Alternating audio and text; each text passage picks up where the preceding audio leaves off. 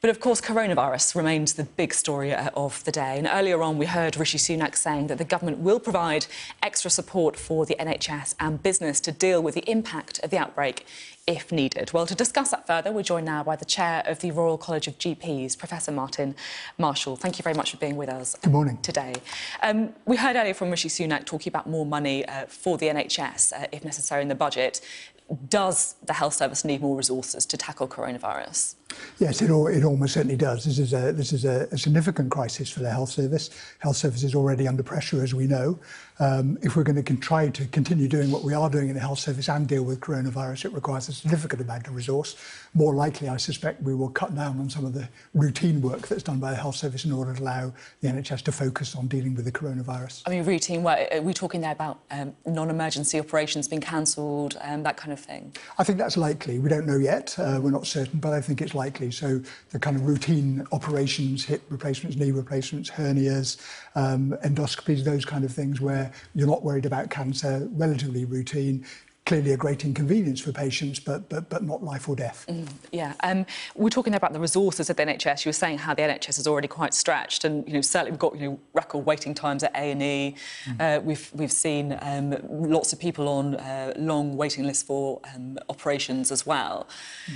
Is the health service prepared to deal with this kind of emergency situation? I think it is. I mean, it's difficult because we don't know what the scale of the emergency will be. At the moment, some of the figures that we're seeing are the worst possible scenario, and I think we're right to plan for those. The NHS is very good at dealing with crises like this, and it's proved that time and time again in the past.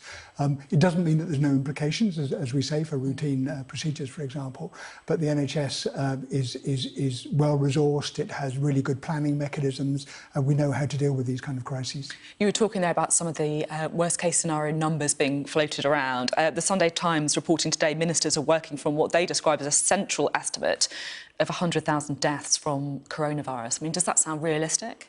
It's very difficult to tell. We know that around about 17,000 patients a year die of flu, so we know that these kind of viruses can be very serious. 100,000 is probably more like a worst-case scenario, I suspect. It depends on whether we manage to continue to contain the virus in the way that we are doing. At the moment, it looks like the numbers are going up, and they'll probably continue doing so. It does look like we need to shift from a contain phase to a more of a delay phase, which has a number of advantages. We just don't know how it's going to play out. It's difficult, isn't it? And there's been lots of speculation about social distancing, cancelling big meetings, big concerts, or playing football behind closed doors. Is that kind of preparation effective?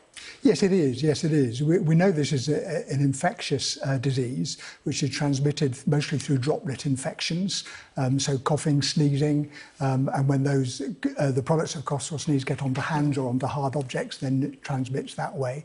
So we know that maintaining social distance, keeping people apart from large events, for example, or even from workplaces, more people working from home, for example, is highly effective. And in many ways, this is basic hygiene. This is about hand washing, it's about keeping people apart and stopping the spreading.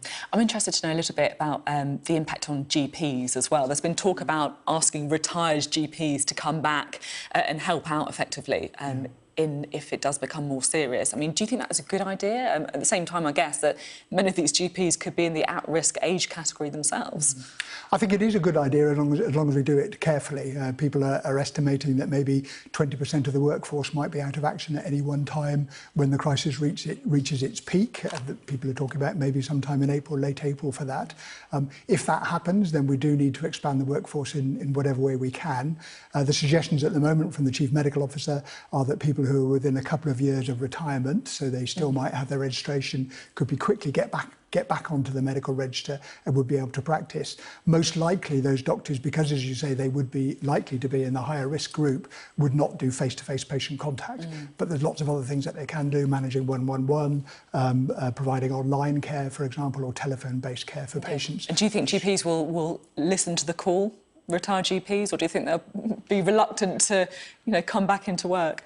I'd be confident that they'd respond positively. I think that's what doctors are trained for. Doctors tend to respond very positively when in states of emergency. We've also seen GP surgeries closing, even if temporarily, if it's found that someone who's been into contact with a surgery has tested positive for coronavirus. Is that best practice, or is there a worry that if GP surgery starts closing, then it could have a big impact for health provision?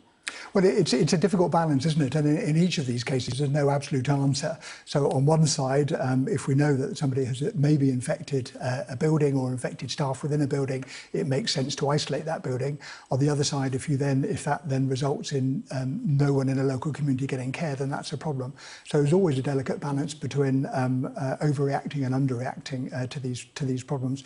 At the moment, we're still at the phase where if it looks like somebody has infected in an enclosed area, then you should isolate that area, you should shut it down. Whether that will still be the case in a few weeks' time, I think it's difficult to tell. Yeah, as you say, always responding to the most up-to-date advice and situation.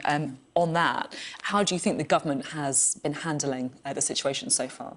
I think I think it's clearly a difficult situation. We know that this is an emergency. We know it's going to get worse than it is now. The job of government is to plan for the worst scenario, but also to reassure the community, people as best they can at the same time. I think they're doing pretty well. It's very easy to pick out areas where things haven't got exactly right, where maybe advice has been contradictory. Is there anything particular that you'd say? Or? Yeah, no, not particularly. I mean, there's no specific cases, sometimes where one part of government is saying one thing and another part of government is saying another thing. I think that's probably inevitable at a time when we're learning rapidly and the situation is moving rapidly. Yeah. Overall, I think that government is probably doing a pretty good job in this country, and that's one of the reasons why we've got only just over 200 cases in comparison with other countries that have got far more. Thank you very much for coming on the programme and giving your view on where we are with coronavirus. Much appreciated. Thank you.